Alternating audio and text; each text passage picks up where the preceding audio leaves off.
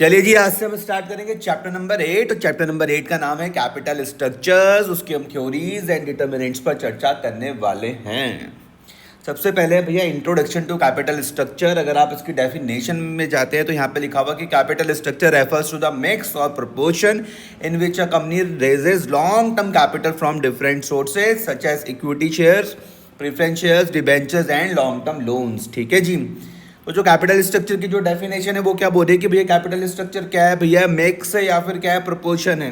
कैसा मिक्स या फिर कैसा प्रोपोर्शन, जिसमें कंपनी क्या करती है भैया, रेज करती है लॉन्ग टर्म कैपिटल। क्या रेज करने के बारे में बात हो रही है, लॉन्ग टर्म कैपिटल रेज करने के बारे में बात हो रही है फ्रॉम डिफरेंट सोर्सेज। ठीक है, ये सोर्सेज क्या हो सकते हैं भैया, ये इक्विटी शेयर्स हो सकते हैं, ये प्रेफरेंस शेयर्स हो सकते हैं, ये डिबेंचर्स हो सकते हैं, ये लॉन्ग टर्म लोन्स हो सकते हैं। तो बोलो मेरे साथ भैया सोर्सेज कौन कौन से हो सकते हैं। इक्विटी शेयर्स हो सकते हैं, ये प्रेफरेंस शेयर्स हो सकते हैं, ये डिबेंचर्स हो सकते हैं, ये लॉन्ग टर्म लोन्स हो सकते हैं। ठीक है, it is the second major step in a financial planning after the amount of capitalization has been determined.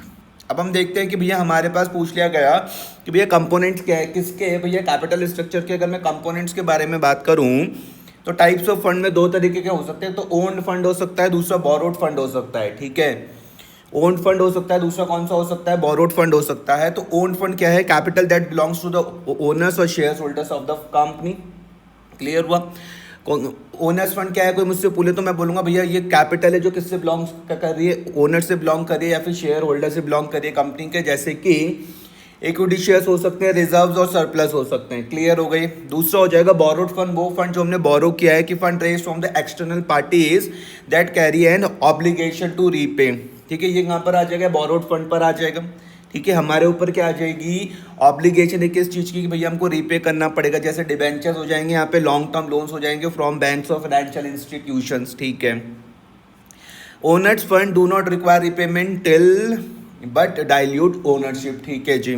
Borrowed fund must be repaid with interest but offer tax benefit, tax interest is a tax deductible. ठीक है, आगे हम बात करने वाले कुछ भैया importance है किसकी भैया, कैपिटल स्ट्रक्चर की। तो यहाँ पर 1 2 3 4 में 4 पॉइंट में हम इसको हम समझते हैं। पहला है डिटरमाइंस कॉस्ट ऑफ कैपिटल। सबसे पहले क्या हो जाएगा, the right mix helps minimize the weighted average cost of capital. ठीक है, दूसरा है influences financial risk, higher debt increases risk due to fixed obligation. ठीक है, affect share holder control, equity में भी dilute control, debt doesn't affect ownership. ठीक है जी।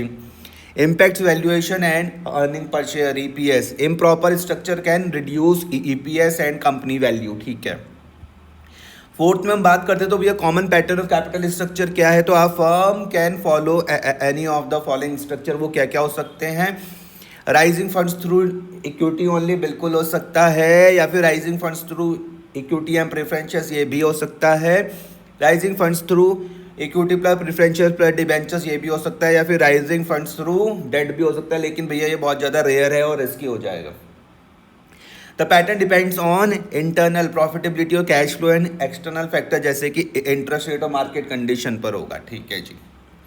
पांचवा हम लोग क्या देखने वाले हैं कि भैया ऑप्टिमम कैपिटल स्ट्रक्चर है। ये क्या बोलता है कि इसकी डेफिनेशन देख लेते हैं। An optimum capital structure is one which maximize the market value of the firm and minimize the cost of a capital. ठीक है, तो हमसे पूछ लो भैया ऑप्टिमम कैपिटल स्ट्रक्चर क्या है, तो हम बोलेंगे भैया वो कैपिटल स्ट्रक्चर है जहाँ पे मार्केट वैल्यू जो फर्म की वो मैक्सिमाइज हो जाएगी और जो कॉस्ट ऑफ कैपिटल वो क्या हो जाएगी भैया, मिनिमाइज हो जाएगी। ऑब्जेक्टिव क्या है, main objective to maximize the wealth of a share holders and ensure financial efficiency. ठीक है जी।